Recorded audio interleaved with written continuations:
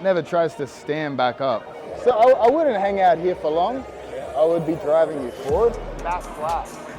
Yes, guys, so we're back, day 2 of the Craig Jones seminar. We had him in for second day. Today he went over some pinnings, some stuff from top. So everybody enjoyed it. Everybody loved what he showed. It was great to have Craig and himself representing his boys back at B team out here. So that's done and dusted.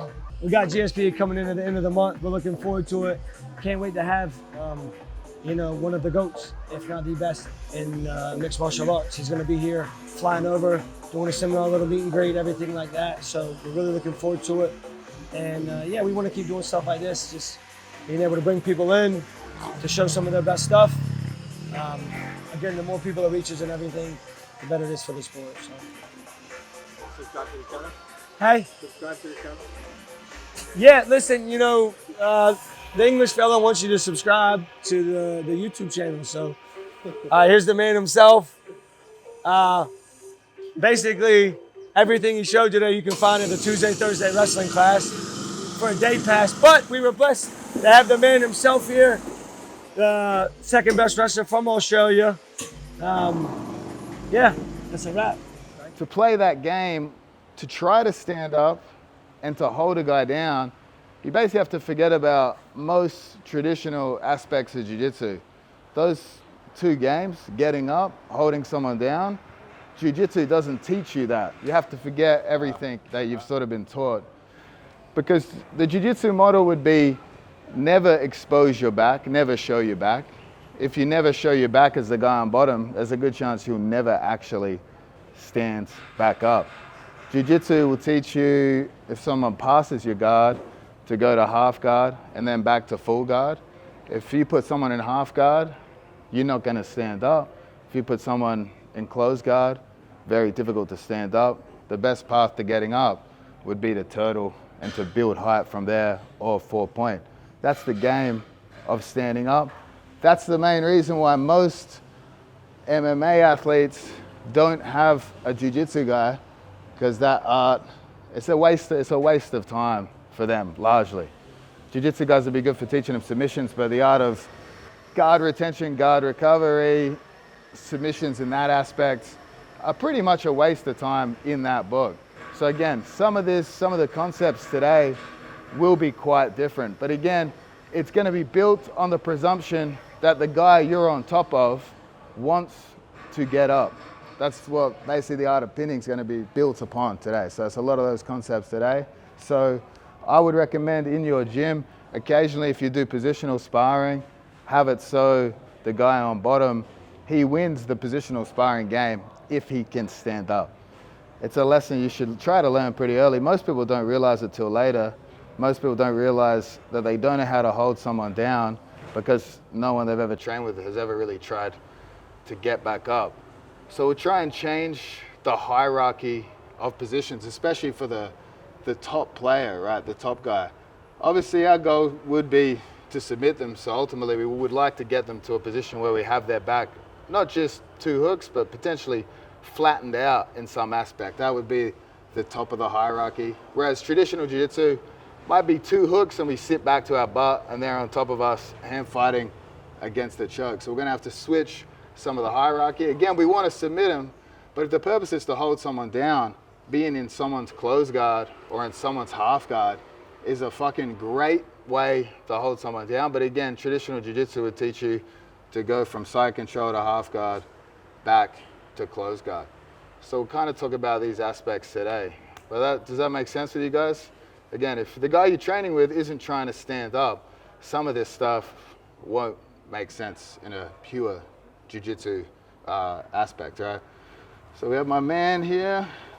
If you are in turtle, guys, we're in turtle here. What we actually don't want to do if we face this way, we don't really want to be diving hooks in these positions because it's quite easy for them to start shaking us off the top or pushing my knee here and we fall off, right?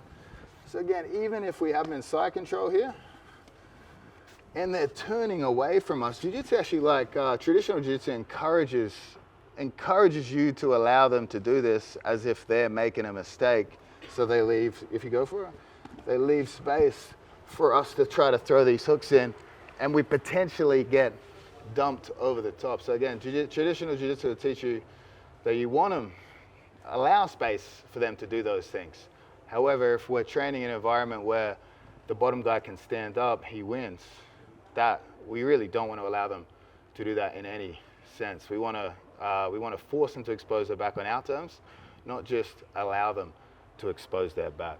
So if we do have someone in turtle, we want to be looking for cross wrist rides in any aspect like this. Sometimes these wrist rides will come up, these cross grips here.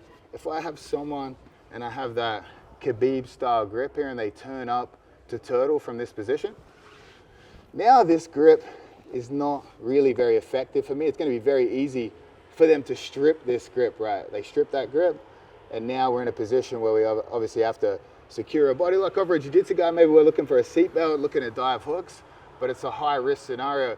What I want you guys to practice is when we have the wrist ride is good, but it's going to be better if I have some form of hook from this position, because this hook means they can no longer turn to turtle here. Obviously, even without the wrist ride, that's going to prevent that hip turning towards the ground on the far side.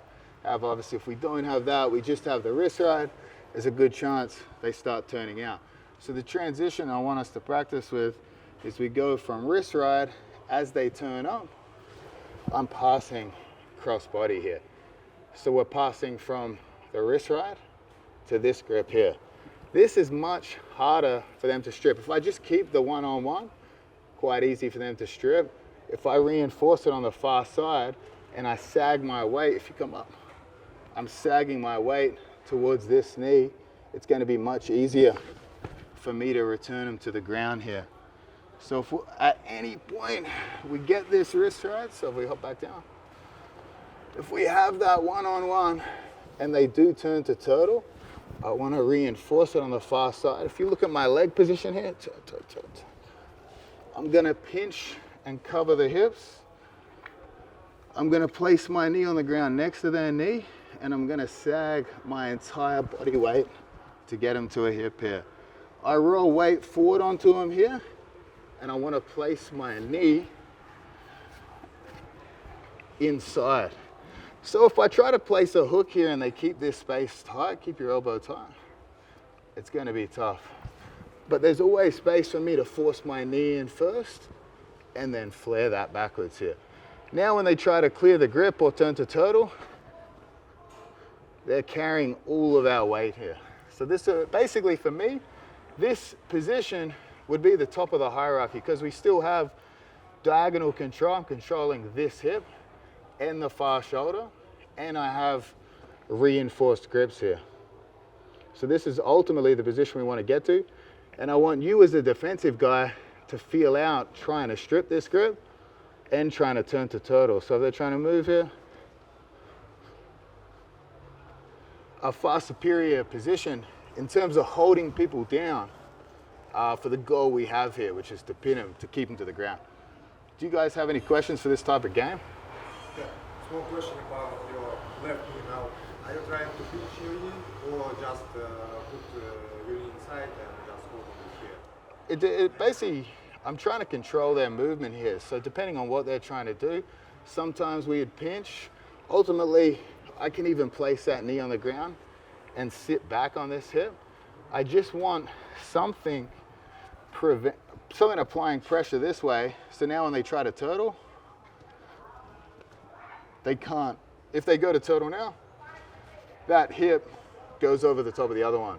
So anything we can do to keep this pressure flared back. All right, guys, 3, 2, 1. I like to stay even just behind both arms as long as possible here, because this sucks as they try to fight out. Yeah, he's stuck. It's the forward chest pressure that starts to buckle the arms. Yeah, you're putting pressure on the hips, like really pinning me to the... Yeah, like, and it's like it's that rotation.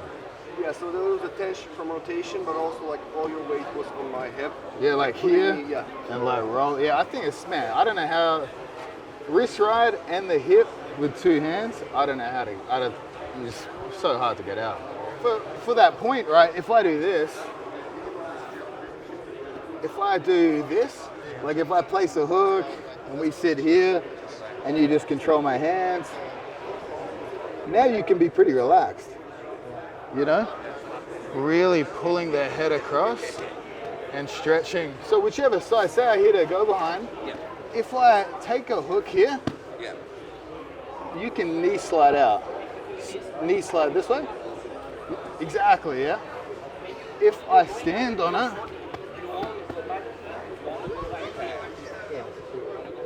and now we're back to our same position. It makes the wrist light too. Right? Exactly, yeah. It's quite painful too. You could, I mean, I would be reactive. I'd be saying, where do you want to go? Where does it feel right to turn? Get a bit of a knee pinch here as well. So if you give me this arm.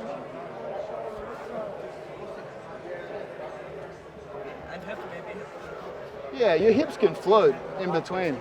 I want to ride, so if you do the same thing, if you do that same movement, yeah, we can post this leg wide. If they try, I'm driving this direction now, right? That's actually going to help them turtle. So if you go the other way now, I have to now react to that. So I have to be ready to push and pull. Come up to elbow. I'm here. They turn up to turtle. I would ride the hips. Yeah. And then pin my knee. So now try to turtle again. It slows that turtle greatly, yeah. Because there's so much weight on the hips. I don't want them to have high hips. We want to prevent the high hips. So if we're here and here, if they do manage to turtle, just don't, so as you turtle, don't come forward. Okay. Go back again. I want you to keep the sprawl going. So as they turtle. Okay, readjust, kind of straighten. Yeah, now they're probably going to want to turn back into me a little because it relieves pressure. So if you do turtle.